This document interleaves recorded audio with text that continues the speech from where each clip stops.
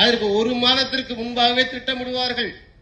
ஆனால் இன்றைக்கு இருக்கிற முதலமைச்சர் இன்றைக்கு காலையிலே திட்டம் போட்டு நாளைக்கு மதுரைக்கு வருகிறது என்று சொன்னால் இந்த வெற்றி அதிமுகவின் வெற்றி. இந்த வெற்றியை மறைக்க வேண்டும் என்ற கெட்ட நோக்கத்தோடுதான், தவறான எண்ணத்தோடுதான் அருமை சொத்துமை இங்க இருக்கிற அமைச்சர் அதை செய்கிறார். ஏன்னா நேற்றைய தினம் நான் மாண்புமிகு நம்முடைய எதிர்க்கட்சி தலைவர் முன்னாள் முதலமைச்சர் அருமை அண்ணன் எடப்பாடியாரை சந்திக்கிற வாய்ப்பு எங்களுடைய மாவட்ட கழக நிர்வாக சார்பாக சட்டமன்ற உறுப்பினர் சார்பாக மிகப்பெரிய நன்றியை தெரிவித்து அவருக்கு நன்றி தெரிவிக்கின்றோடு நாங்கள் எல்லாம் அதற்கான நாளை குறிப்பிடுகிற செய்தி உளவுத்துறை கிடைத்த காரணத்தால் தான் இன்றைக்கு திமுக உளவுத்துறையை பயன்படுத்துகிறது. காவல்துறையை பற்றி சொன்னார்களே, அந்த உளவுத்துறை இன்னைக்கு பயன்படுத்த யார் உண்மையான வெற்றி?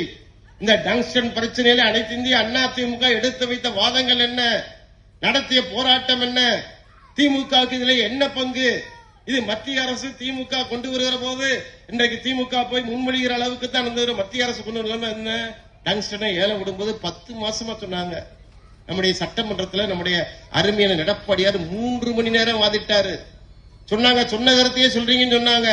நேற்று கூட நான் பேட்டியிலே சொன்னேன், உச்ச நீதிமன்றத்தில் ஒரு மூத்த வழக்கறிஞர் போன்று அருமையான எடப்பாடியார் சட்டமன்றத்தில் மிக தெளிவாக திமுகவை சாடி இருந்தார். யாரும் சந்தேகப்பட முடியாது. 10 மாசமா அவங்க சும்மா இருந்துட்டு அங்க இருக்கிறவங்க ஏலம் விட்டுட்டாங்க, இவங்க முன்னாடி அனுமதி கொடுத்துட்டாங்க.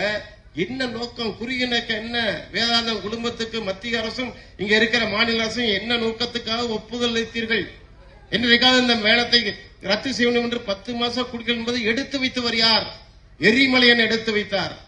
அருமையண்ணன் எடப்பாடியார் சொன்னதுக்கு பகரம் தான் மக்களுக்கு தெளிவானது. மக்கள் ஏற்கனவே போராட்டம் நடத்தினாங்க.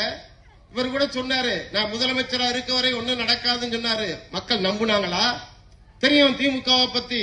கச்சத்தீவை பறிகொடுத்த திமுக, இது மாநில உரிமைகள் எல்லாம் பறிகொடுக்கிற திமுக. நம்பிக்கை துரோகம் செய்ய தொடர்ந்து நடத்தினாங்க.